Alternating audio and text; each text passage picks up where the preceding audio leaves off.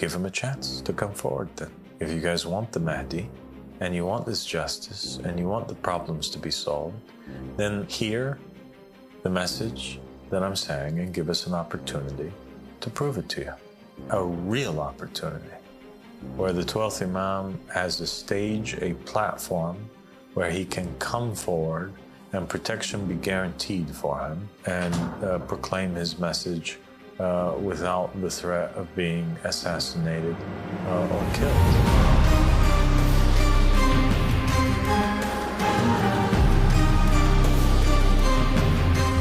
بسم الله الرحمن الرحيم اللهم صل على محمد وآل محمد إلى المهديين وسلم تسليما السلام عليكم ورحمة الله وبركاته.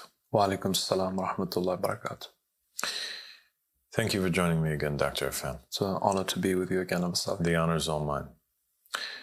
Today we want to talk about our call and what it is that we are calling towards. The main aspect, and we've mentioned this so many times, is this idea of the supremacy of God, that only God has the right to appoint the leader. Right.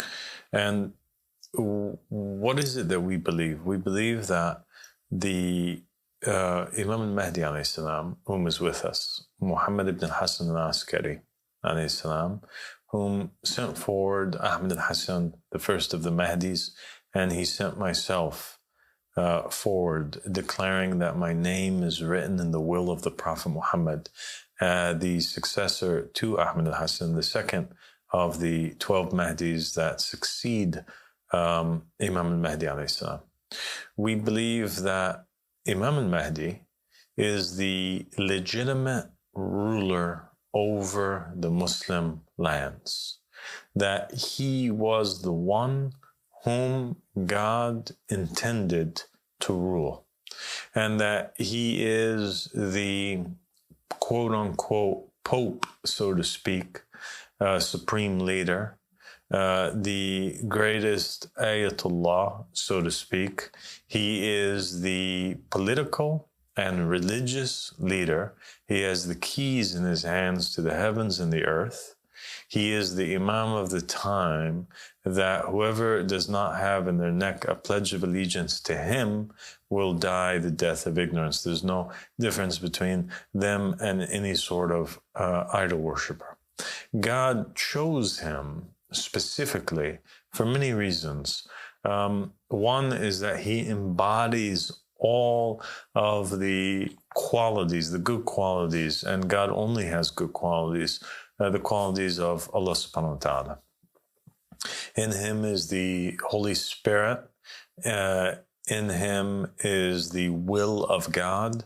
And he is the one whom it is an obligation upon him to take care of the needs and the affairs of all of the Muslims. So in our religion, it was the job, the duty of the Prophet Muhammad sallallahu alaihi wasallam in his time. And some people, they ask, what is he saying after the name of the Prophet Muhammad? I'm saying sallallahu alaihi wa alihi. Peace be upon him and his family. And the reason why I do that is because the family of Muhammad and the Prophet Muhammad himself had said in many narrations to not basically amputate the prayers after the name of the Prophet, and to amputate the name, the prayers after the dua after the name of the Prophet is to send peace and blessings upon him and not upon his family, because his family are his successors. Ali ibn Abi Talib, and then the grandchildren of the Prophet Muhammad, al-Hassan and al-Hussein, and going down 9 Imams from the bloodline of Imam al-Hussein alayhi salam, culminating in the 12th Imam, whom we are calling towards now. Right. In the time of the Prophet Muhammad, it was an obligation upon him, to take care of the affairs of the Muslims. He could not have a single individual that is under his rule as a part of his nation that would go hungry. Imam Ali alayhi salam was very careful about this fact, equality and justice had to be a sign of their state. Okay? Yes. There could not be any person that is suffering or poor, not even an animal, not even an ant within their kingdom that was being oppressed, right? Or else the responsibility would fall upon the person who is the leader. And you have many narrations to the effect of, even in Sunni Islam, that show that, Abu Bakr and Umar and Uthman were, even though they were illegitimate rulers that were not appointed by the Prophet Muhammad ﷺ to succeed him, they were very well aware of this expectation that the Muslim world had after the death of the Prophet Muhammad. And they also held these rulers to account. And there were many instances during their time, and after their time, and after Imam Ali's time, where people like Abu Dharr and other Muslims would voice their complaints against the oppression and the tyranny that would come from those rulers that were not appointed by God. Imam Ali alayhi salam, he also says that, and the Prophet Muhammad sallallahu alaihi wasallam, that if the people would have followed Ali, right, and the Imams say that if the people would have followed Ali after the death of the Prophet, then they would have eaten from above their heads and from their left to the right, and all over the place they would have been sustained. And the reason for that is because a divinely appointed Imam always has the interest of the people in mind. Imam Ali alayhi salam, he famously said, I have come to you wearing this shirt of mine, and if I leave wearing another shirt, meaning after the completion of my rule, if I leave wearing a different shirt than this one shirt that I have, then you can accuse me of treachery. Wow. Okay? And they used to have in those times a house of funds, and the house of funds of the Muslims would basically be the place where all of the taxes would be collected. The fifth of the war booty and the other sources of income that belonged to the state, it would be placed in this house of funds, and anybody who was an orphan, anybody who was a widow, anybody who was in need, anybody who had any sort of issue at all, they could go to the house of funds and they could receive a salary, or they could have their things paid for, right, by the state. So the existence of homeless people, people in need, people that go hungry, this is something that would never happen in the state of Muhammad and the family of Muhammad.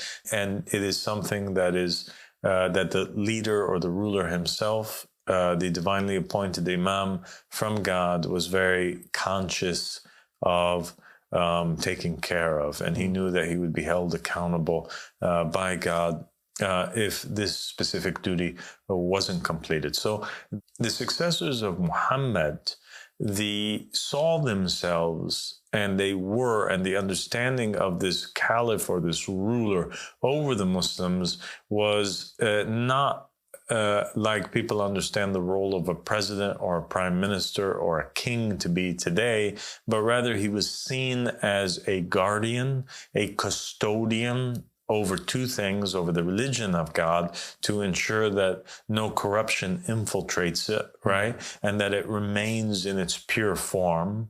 And any religious matters that the people were confused about, he would be able to clarify that for them and always keep the people on that original form of Islam or religion. And he was a custodian over the Muslims themselves. He was the righteous shepherd, right? So to speak, that would ensure that nobody was oppressing anybody else, and that there were no injustices that were taking place in society, and that everybody was comfortable. Every single one of the divinely appointed Imams, including the Prophet Muhammad sallallahu alaihi himself, they did not have riches. They would not allow themselves to have anything that the rest of their society and members of the society went without. Right. Do you understand? Right. So the same standard of living that the nation had was the same standard of living that the Imams had or the Prophet had. Rather, they were one step even below to ensure that the people had what they needed. And there are many examples of this. And Imam Ali alayhi salam was basically praised in the Holy Quran because, when he was praying one day, a man came in to the masjid and he was asking for some charity. And Imam Ali alayhi salam, hearing the man asking for charity and he was in a state of bowing, he leans over and he puts out his hand in order for the man to take the ring that was out of his hand. Mm-hmm. And then Imam Ali alayhi salam became praised in the verse, which stated to those who give charity while they are in a state of, bowing. Right. And so here you have an example of a man who's a leader over the people and qualified to be a leader over the people, that he considers the needs of the people to be even more important than his act of worship at the moment to God, right? That his prayer to God is less important than fulfilling the need of the human being that's asking, regardless of whether he was a true believer or not a true believer, an atheist, a Christian, a Jew. Just the fact that there's a human being in his land around him that's asking for something, it was an obligation upon him to ensure that he gave that. You have the Prophet Muhammad sallallahu alaihi wasallam's daughter, Fatima Zahra alayhi salam, who famously also, gave up her wedding dress that she was supposed to get married in as charity, the basically on the day or the night of her wedding. And Muhammad and the family of Muhammad, in many narrations, they went hungry and they didn't eat for several days in order to ensure that their neighbors or their guests had their food, right? When there was even sewage problems and some sewage from the neighbor, he was doing it intentionally to harm Imam al-Hasan alayhi salam. Imam al-Hasan silently would go out and he would, clean the area every single day. And so the thing about it is that the ruler is supposed to be the person who places humanity first. He places the needs of his people first. He considers himself, he is that true guardian, custodian, right, of the people. We're saying that to get a ruler like that, because nobody knows what's in the hearts of man, the only way that you can get a ruler like that is to go back to the Prophet Muhammad, who we believe was appointed by God, and see who he says God appoints after him. And we do that, and we go to the will of the Prophet Muhammad, and we find that on his deathbed, he writes down a piece of paper, right? He dictates to Imam Ali. Imam Ali writes on a piece of paper this will. The only dying wish of the Prophet Muhammad was that the people follow those names and appoint as rulers over them those rulers that were appointed by God, and they were all members of his household. Okay, right. And so they were most deserving of inheriting the role of the Prophet Muhammad and to rule over the Muslim nation, not just if it was just a matter of them being the children of the Prophet Muhammad, and grandchildren, descendants of the Prophet Muhammad, that in itself would have been justice, because he is the one who actually united all of the Arabs, and he is the one who founded the very empire. And if the Muslims today consider that it is the legitimate right of the family of Saud, who are ruling one of the most holy places in the minds of most of the Muslims, which is Mecca and Medina, these lands where the Prophet's body lies, and also where the Kaaba is, right? If most of the Muslims, they believe that these are, that this is the most holy site in all of Islam, the holy sites in all of Islam. If they believe that it is the right of the family of Saud because they established the kingdom of Saudi Arabia, right? The so-called kingdom of Saudi Arabia, just because they established it in modern times, right? After the World War II, then so it becomes their right to pass down the kingship from father to son, and then from son to brother, and then from brother to brother, and then from brother to brother, and then from brother to his own son. If that's their right to do it, to keep it within their family, don't you think that it is more of the right of the Prophet Muhammad sallallahu alaihi wasallam, who made these sites holy for all Muslims and united all of these nations upon the revelation that came down to him and made them all united on religion and in language and in culture? Isn't it more of a right for him to pass along the kingship of those nations to his family? And yet we find them being ousted and put on the sidelines, right? And you have these other people that are ruling in their place. We believe that these individuals who came from the family of the Prophet Muhammad, this is where the Holy Spirit went to. All right. And because the Holy Spirit is within them and because they are God's choice, God chooses them for a reason. We believe that a person who's chosen by God wouldn't be chosen by God if he cared about the affairs of the world, meaning if he cared about gathering gold and silver and, he was a tyrant or cared about, himself more than he did the people. Yes. That a person who's chosen by God is always the person who is most qualified to lead the people because he is just. And therefore God gives this just person control over the people and over the land and over the affairs because he would be the best one to serve them, right? Yes. Allah subhanahu wa ta'ala says in the Holy Hadith, right, that the Prophet Muhammad said that the creation are the children of God. And the best of them are the ones whom are the kindest and the most compassionate to the creatures of God.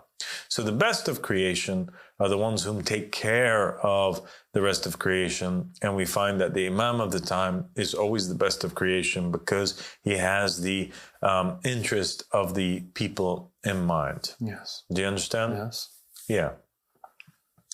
And so we find that these rulers from the family of Saud are not millionaires, but they are billionaires owning hundreds of billions of dollars, while there are literally people in the kingdom of Saudi Arabia, even though I don't like using that term because it doesn't belong to them and it doesn't belong to their family, in order that they name the kingdom after them. But I just use the word because it's what's familiar with our viewers that are tuning in.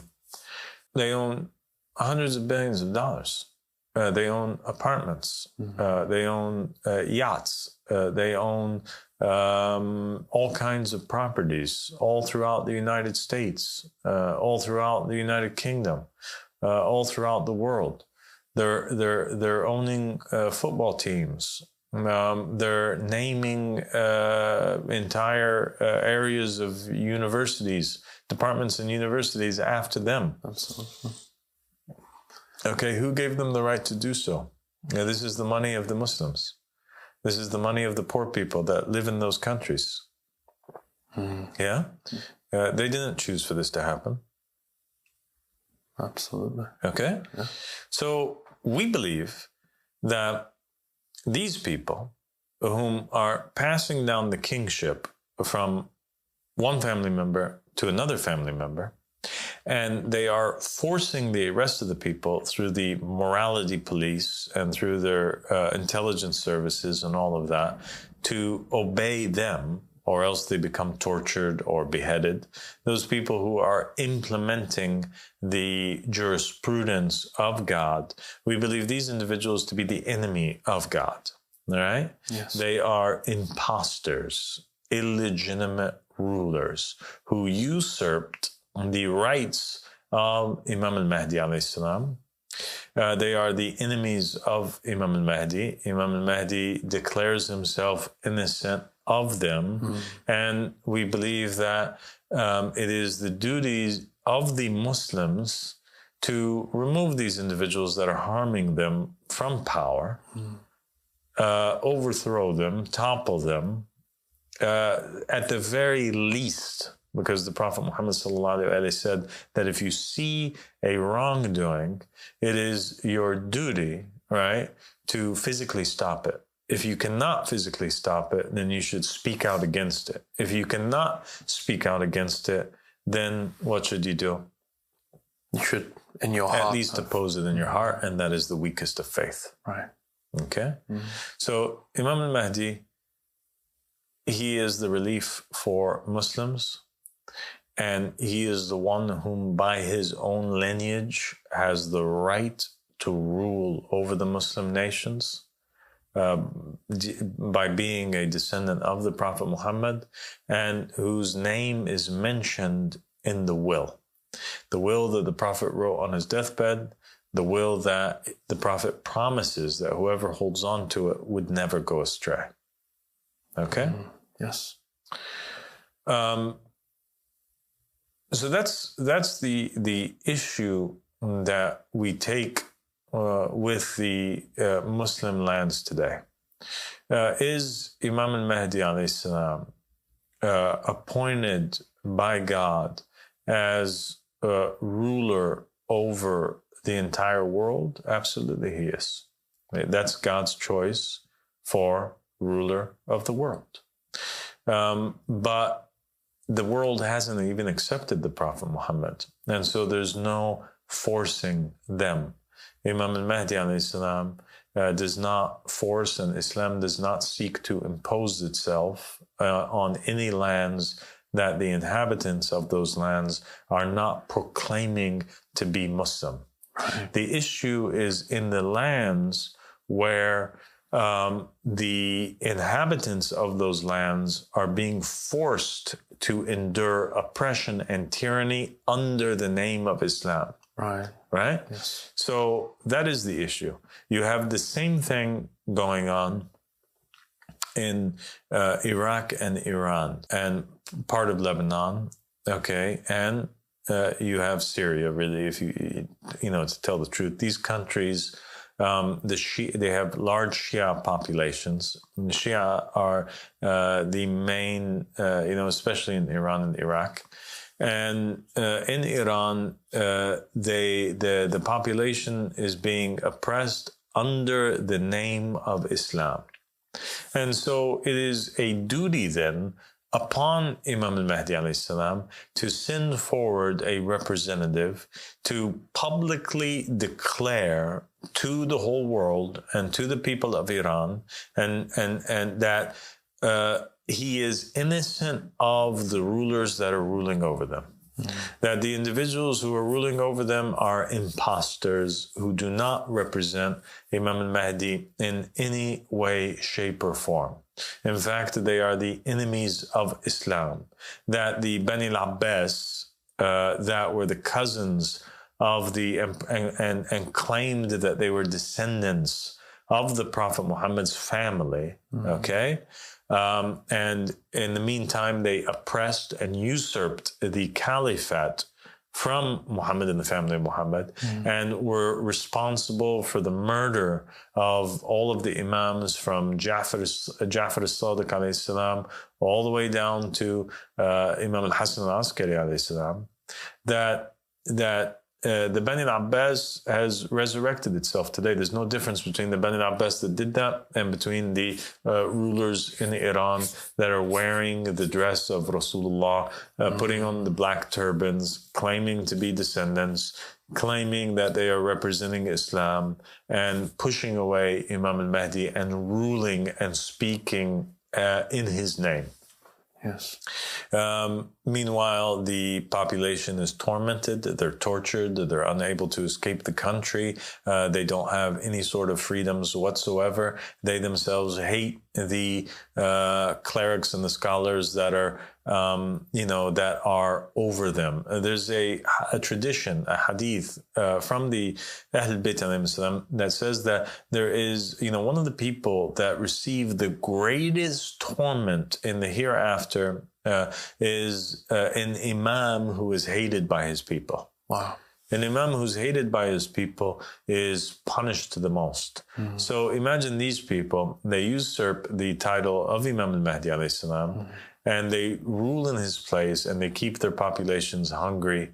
And meanwhile, it's very well known in Iran that these ruling individuals, that they all own properties in Europe and America and all over the world, and that they themselves do not abide by that which they preach. And the rulers such as Khamenei, Lanatullah alayh, has access to the best medical facilities and hospitals and all of these things, the latest, the best healthcare. Right. They preach to the poor people of their nations through their non-working scholars that if they're sick, if they're dying of cancer, if they have like this or that all they need to do is to go visit the shrine of Imam al-Rida alayhi salam, or the mausoleum of Imam al-Kazim, or one of the imams, and that they would be miraculously healed. This is what they preach. And they preach to them that you should donate, give sila to the imam. If you give sila, if you donate at one of these mausoleums or shrines, and you wipe your hands on the shrine itself, and you cry enough, and you beat your chest enough, that God will cure you. But they themselves, when they get struck with something, like Sistani, when he, Lanatullah alayh, when he had something wrong with his eye, did he go to the shrines? He didn't go to the shrines. He didn't go to the shrine of Imam Ali and ask for help, because Imam Ali and the shrine are not going to benefit him in anything. And he knows that. And so what does he do instead? He flies to the United Kingdom, and he has an operation done on his eye, right? Yes. So this is a great injustice. If you are in charge of a nation and you can't fly everybody out who's sick to London, right, to get treatment, then you don't get to go to London to get treatment yourself. What your people have is what you have to have.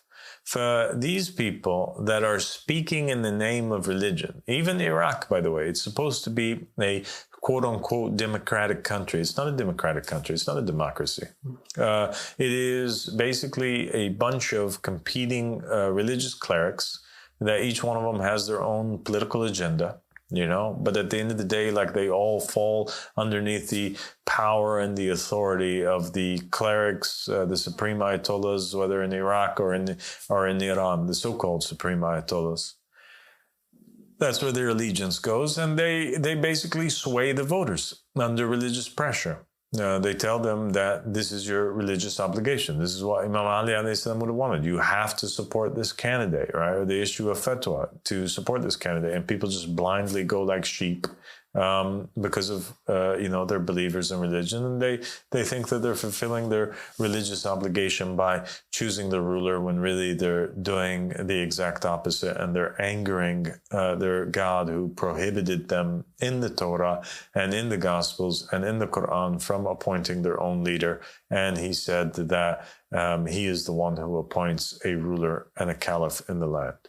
So if there's a false democracy that's taking place in Iraq, if the people in Lebanon are not even going to respect their own votes, and they're going to pledge allegiance to Hassan Nasrallah, who's an agent of Iran, a whole different country, state, right? If the empire of Iran, right, the country of Iran, if they're going to maintain control over their population in the name of religion, if the kingdom of Saudi Arabia, under the fatwas of religion, are going to force that the people stay away from democracy and abide by the kingship that they have placed into, this monarchy system of pledging allegiance to whoever it is that the family of Saud chooses to be the ruler of the Muslims, then isn't it better that all of this injustice and all of this chaos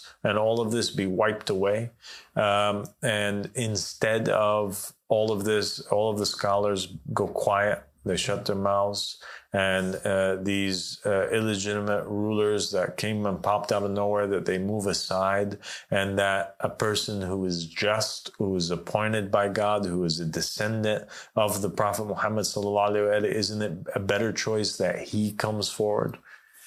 No, absolutely. I mean, the way you...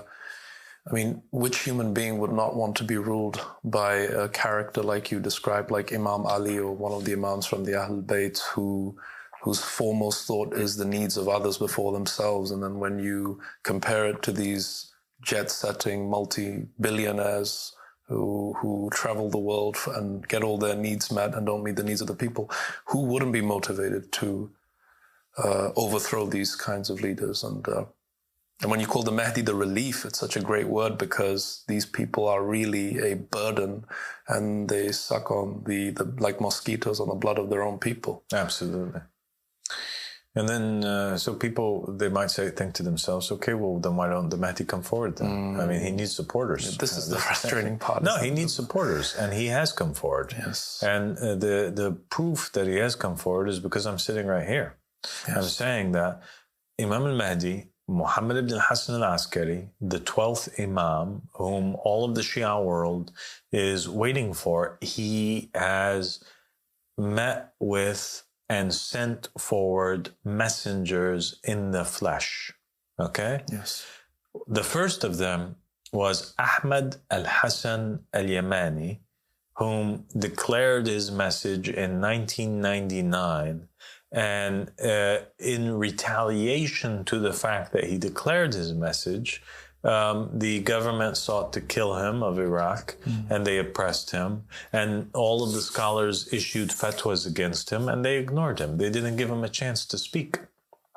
And now I'm sent forward, and I'm here in the flesh speaking. I'm speaking. And I'm saying, give him a chance to come forward then. If you guys want the Mahdi, and you want this justice, and you want the problems to be solved, then hear what I'm saying. Hear the message that I'm saying, and give us an opportunity to prove it to you. But an opportunity to prove it cannot come in the form of like just one person making a comment on YouTube. It needs a real opportunity, where the 12th Imam has a stage, a platform where he can come forward and protection be guaranteed for him, and he can go face to face with these non-working scholars and proclaim his message without the threat of being assassinated or killed, because his very emergence poses a threat to the kingdoms, these false kingdoms that were established. And for that reason, these governments, they hate Imam al-Mahdi and they don't want him.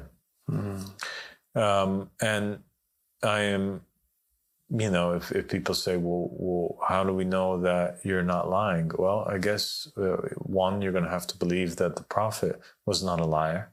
When the Prophet wrote a will, because the Quran states that anybody who approaches death has to write a will. Yes. If you think that the kingdom of the monarchs, the kings of Saudi Arabia are so smart and witty because each one of them will appoint publicly their successor before they pass away, so that there's no chaos in the land. If you believe that Abu Bakr was so smart that he appointed Umar ibn Khattab so that the Muslims don't rebel after Abu Bakr's death, then you have to give a little bit of credit for the Prophet Muhammad sallallahu alaihi wasallam and assume that he too would have appointed his successors, because he has more of a right to do so. And the divinely appointed successor will always appoint his successor who's after him. They don't just leave things, like that. And because some people say, oh, but nobody inherits from the Prophet. But the Quran says that Solomon inherited from David. All right. And David and Solomon were both divinely appointed kings, and they were divinely appointed prophets. And so my authority comes from a letter, which is the will of the Prophet Muhammad that he wrote on his deathbed, that lists the names of the successors after him, all the way to the 12th Imam, Muhammad ibn Hassan al-Askari alayhi salam, and it mentions the names of the first three Mahdis. The first three Mahdis, that Ahmad and Abdullah come and have come before the rule of the 12th Imam in order to pave the way for him, and they also succeed him as his successors after his state is established. That is what we're saying. And that is the message that we are proclaiming, that there is a king who has the legitimate authority to rule. He is the true successor. He has the divine right by his blood and by the choice of God. Why do the British people believe, Erfan, and you're a Brit, right? And we're in the United Kingdom. Why do the British people believe that the monarchy, have the right to rule? They say, I mean, it all goes back to this idea of the divine right of kings, where they believe that if you go back to the origin of the monarchs in this country, that they were kind of appointed by God or the I guess the church, and for this reason, it goes down the same pattern of succession, usually to the firstborn son in this country, but you give allegiance to the king because he is appointed. Okay, so God. Here in the UK, a country that is super advanced, a country that all these other, a lot of other people, including Muslims from all around the world, that they look up to and they want to migrate to, and all these things like this, right? In this country here, they believe that the church gave power. They appointed in the name of Jesus Christ, exactly. The monarchy. So Jesus, God, right, for the Christians, appointed the ruling family here to rule. Yes. Yeah. And that it's a holy bloodline now. Yes. And that each one whom passes, he has to appoint first before he passes his successor. Right. And the successor is usually like the firstborn or whatever. Yes. Exactly. Yeah? Exactly. And the people have to pledge allegiance to him. Oh, yeah. They can have like shura between themselves. They can have aspects of government that they run by themselves through democracy and through elections. But over them, exactly, over the government, over the House of Commons, right, where the common people are elected into, whenever they choose something, it still has to be approved by the House of Lords, yes, who are the descendants of the people that own the land of the country, right, the true rulers of this country. And then in the end, even if the House of Lords approves something, it still has to be validated and get the stamp and the approval at the end of the day by the king, correct? Exactly. The idea is that you have this country would call itself a secular state, but the monarch has the authority over both church and state at the very top. So, okay. Well, wonderful. That's great. We're happy for the British people. We're happy for the Christians of this country. We're happy with anybody that's happy with that rule. It's their country. They should enjoy it, and we are only guests in this country. At least I am, but I'm saying that just like they have this system over here, me and my forefathers were also a holy bloodline that were appointed by God, right? The God of Islam, Allah subhanahu wa ta'ala, he appointed us to, and we have the proof of it. Our names are written in the will of the Prophet Muhammad, who established the entire Islamic empire. And these people have usurped and killed and poisoned my family for a very long time. And they imprisoned them, they murdered them, and they ruled in their name. They destroyed the image of Islam. Terrorist groups popped out in the name of Islam, beheadings and other forms of rulings that have nothing to do with my forefathers. They, have oppressed Islam itself, and they are oppressing currently the people in Islam's name. And we're saying that Imam al-Mahdi, the king who was removed from power by force, him and his forefathers, has returned. He's here. He sent us forward. It's a very dangerous time.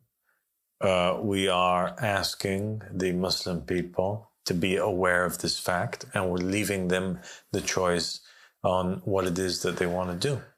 We're saying that the world has gotten to a very bad place. It's very dangerous right now. Yeah. You have the Muslims in Pakistan, and the government over there striking Iran, Iran striking Pakistan. You got Yemen is striking and sending missiles over, against the Israelis. You have, danger all over the entire region, and a lot of things going on that Allah subhanahu wa ta'ala and his messenger would never approve. And we're on our way towards a third world war, a nuclear war that's going to cause a lot of Muslims to die and suffer.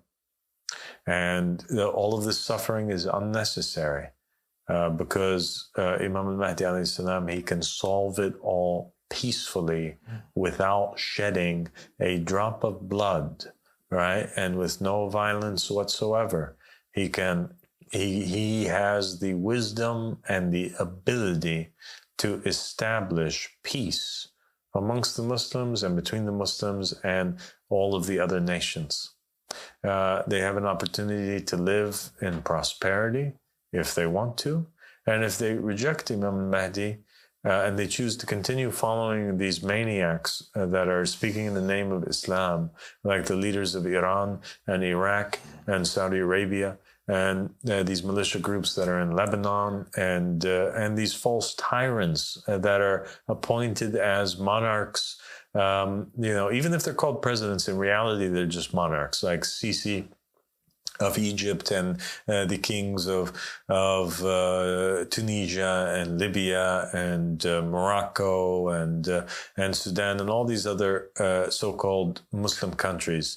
They're all illegitimate rulers that are stealing from their people billions and billions of dollars, and they are only benefiting their tight, closed circle of criminal co-conspirators, and they're only benefiting them and their family members. And it shouldn't be like that. There is another family that has the right to rule, and that's the family of Muhammad. And Muhammad only wants justice and peace and prosperity for all of the Muslims around the world. My goodness, the Muslims, they should be the best people on the planet.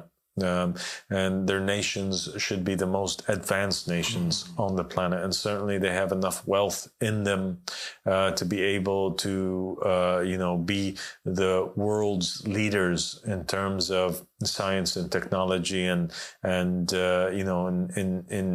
every other aspect that civilizations and societies compete in. And they're reduced to nothing but scum, just like the Prophet Muhammad, predicted that they would be. They would be so many, but they would be like scum. Why? Because they have abandoned the choice of God and the choice of the Prophet Muhammad, and they've held on tight to people that are nasibis, that are ignorant, that are traitors and thieves and wolves that are cloaked as sheep. And so we call everybody to give a chance, that they pay really close attention to this message over the coming period. And we ask Allah subhanahu wa ta'ala to open the hearts of the Muslims to at least give an opportunity, a chance to examine this call that comes with a letter of appointment from the Prophet Muhammad, the Holy Will, And a call that is the only call on the face of the planet that is saying that only God has the right to appoint a leader. That's the supremacy of Allah. And that is the key aspect of Islam, Judaism, and Christianity. And a call that proclaims to have knowledge that is far more superior than any of these other clerics and scholars out there have. On a religious scale, they have no chance in competing with the knowledge that Imam al-Mahdi alayhi salam comes with. Him and his successors are more knowledgeable of the Torah and the Gospels and the Quran than any of these so-called Islamic scholars that are out there, today. And we're trying to save the world from a catastrophe that is about to happen, whose root cause is these criminals that are ruling these countries in the name of Islam, unfortunately. So thank you so much, Dr. FM, for joining me. Thank you so much for having me. God bless you, and inshallah we'll continue in another episode. Look forward to it.